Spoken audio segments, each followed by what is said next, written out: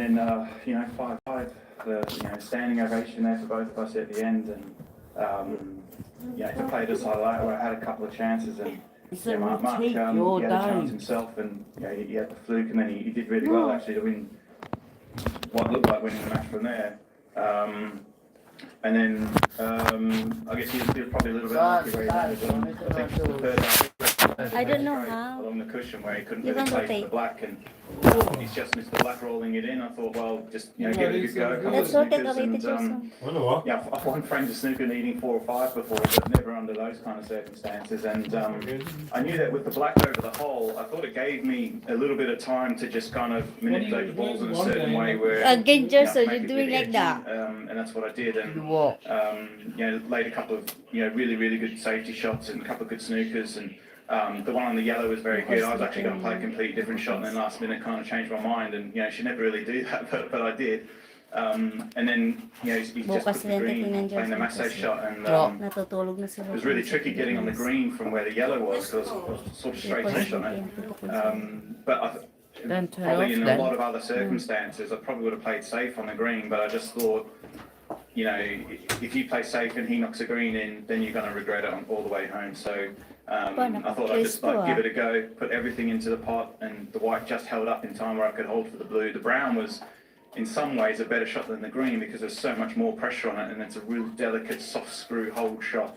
And then delighted to see myself land just off straight on the blue, where I could sort of follow it in off the cushion and land dead straight in the pink, and then just stun through a few inches, and the black you can't miss. So unbelievable, because I was out of the tournament, now I'm in the final. Neil, it's Sean. Congratulations. That was an unbelievable comeback. Tell me, from 5-3 when Mark was in with a chance to win, and obviously he missed the black, what did you say to yourself? How did you summon that steely determination to get back into the game and eventually come back and win? I mean, I was 5-3 down. You just lay your own video. The only thing I kind of really did wrong in the match, like an unforced error, was the pink in the fourth frame, and I was stretching a bit and bridging, kind of twisting my body around the red. And then, obviously he's done a great clearance to go 3-1, and then, he's had a couple of monster flukes, hasn't he, where, I didn't really, there's nothing I could do about that.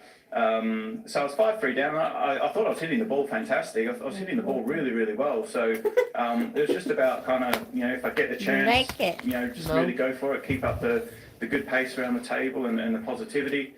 And I made a couple of really good breaks there. I think I cleared up the 90 and then had 100 in the next frame. And felt fantastic for the decider. Neil, it's Stephen here. Unbelievable clearance. I was just going to say, you're obviously not thinking about tomorrow yet, but whenever you come through a match like that, you always tend to fly the next match. Are you expecting that tomorrow, or will you be totally relaxed, having obviously thought you might be out? I mean, it's usually the case, right? When you should be beat, that makes you incredibly dangerous, because you kind of just go out there the next day. And, Sean and yourself have been there many times before, where we've all won tournaments where we should have been out at some point along the way, and it gives you that extra confidence that you can kind of come back from a really big deficit like today and hold yourself together under huge amounts of pressure, which I did there. So I can let the other guys sweat it out now, and I can enjoy sort of the next few hours winding down. Congratulations, Neil. Absolutely fantastic performance, and we'll see you for the final of the Masters tomorrow. Thanks, Big breath now, Neil. Thanks very much. Well done. Good man. Let's hear from Mark Williams. He's with John Barrett. Well, Mark, I really don't know what to say to you. I mean, how have you lost that match? Love her. Yeah, it was a good end. I mean, if the black goes in on 67, it's all over, and I thought it was in, and it stayed on the all, and I didn't really do that much wrong. He got a good snooker. I probably could have come off 2 cushions, but I thought I could swerve it. And it was just one of them. It was like it must have been destined to lose. I got no problems. Yeah, I mean, some of the shots you played, when he's put distance between the red and the black, the shot you played off the top cushion to flick the red out. I mean, you must have thought that's got you out of jail. Yeah, I had 2 little half chances after that as well, but there was a lot of pressure out there then, and they might look easy on the TV, but nothing easy at that stage. I was just trying to get that last red in, and I couldn't do it. Yeah, no, you've had a fantastic week here, obviously, the reception with John Higgins and that match today as well. Just keep going for the rest of the season. I know it's gutting at the moment to lose that match, but you're still playing great stuff. Yeah, I mean, you say it's gutting, but I'm not gutted at all. I've lost the snooker match. I could have won it, should have won it. It makes no difference to me. Best of luck to Neil. I mean, it was just I did twitch the black of a spot to win 6-3, I think, or 6-4, whatever it was. It was on 30 or something. And that's pretty much the only ball I twitched the whole game. But no, I've had a good week. The crowd's been great. The atmosphere is fantastic, and I'm out. No problems. Okay, thanks for being philosophical as always, Mark, and good luck for the rest of the season. Oh, bless him. Wow, what a performance this afternoon. It's been absolutely sensational. And, look, let's be honest, it's a match he should have won. Oh, obviously, yeah. I mean, we were sort of making excuses for being put off with that black. He's come out, he's admitted he's twitched a black. We've all done it.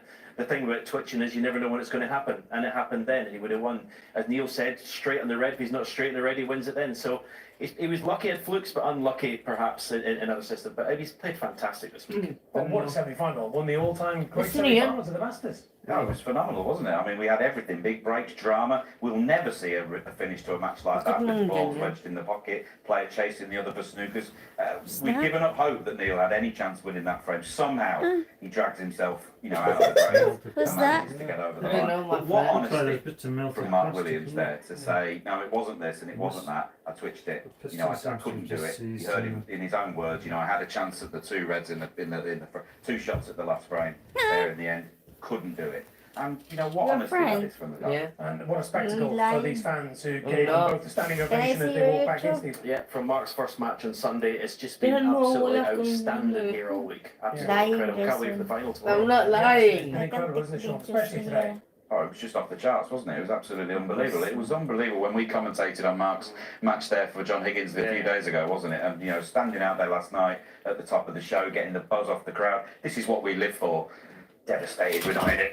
Yeah, well, we're here tonight. We're back this evening. You've got the night off. So do join us tonight at 7 o'clock. We're so looking forward. Hope you can join us for Judd Trump against Barry Hawkins. The winner will play Neil Robertson in the final. Well, Gerson's is comment my live here. thank you very much, Sean. Really good to see you, and I'll see you tonight. Thank you very much indeed. Thank you for watching. What a semi-final. It's Neil Robertson who is through to the final of the 2022 Kazoo Masters. We'll see you at 7. Bye for now. You used another account. Stop, Gerson. I told you. Stop.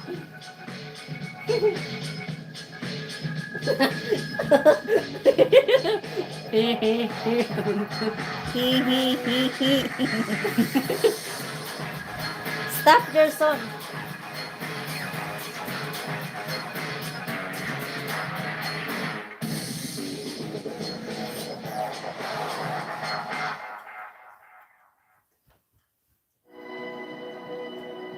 There are water worlds that are so remote that even today, few people have ever seen them. The Green Planet continues tomorrow at 7 on BBC One and iPlayer. I can remove you or put you out on the timeout. That's mean mute. Everything's worked out. Subukan mo kahit malibagta ka. Okay, let me do it. That's a stupid laugh. I'd say the party was a huge success. People love my character. Stop. All the luck. This is the best moment of my life. Hello, Stephen. This is Clem Fandango. Welcome to LA. You lonely. Toast of Tinseltown. Because people sleep already in the Philippines, Gerson. They're in the morning now. So some of them might be all awake. Maybe. Well, an earlier than expected finish to snooker this afternoon means we've some time in hand here on BBC Two for a change to the build episode of Flog It. See? 1 o'clock in the morning. On today's programme, we're touring Britain, discovering the wealth of treasures you own and want to sell. And what are you going to do?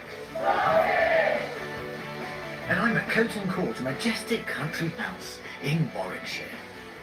It's been home to the Throckmorton family for over 600 years. It's a house that has plenty of stories to tell. Welcome to Flog It.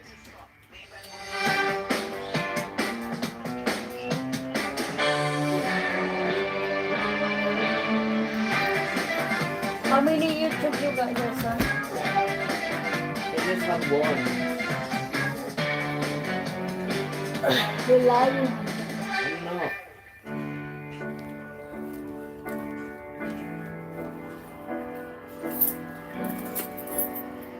gatehouse dates back to the early 1500s, but just looking around, you can see how different members of the family have left their mark There's on his Coton name. Court over the centuries. The Not lying. Throckmortons were a powerful family, and they weren't Stop. averse to doing a bit of social and political manoeuvring. It benefited them. Back in the mid-17th century, Stop. they bought a title, a baronetcy, Just stop it. and they paid £1,095 for it. Bear in mind, that's back in 1642. In today's money, that's equivalent to a small Let it go. fortune. Later on in the programme, we'll be taking a closer look at the house and some of the family treasures inside. But right now, let's take a quick look at some of our treasures